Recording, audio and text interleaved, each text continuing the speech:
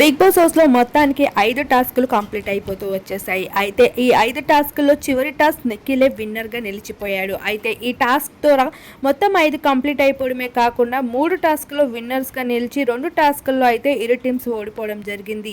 ఈ భాగంగా 2 wild cards అయితే హౌస్ లోపలికి ఎంటర్ అవబోతున్నాయి. ఇంకా 9 మంది వైల్డ్ కార్డ్స్ని ఆపడానికి టాస్కులు అయితే రేపటి నుండి మొదలవుతాయి. అయితే ఇప్పటికే హౌస్లో మణికంఠ సోనియాల మధ్యన పెద్ద ఫైరే మొదలైపోయింది.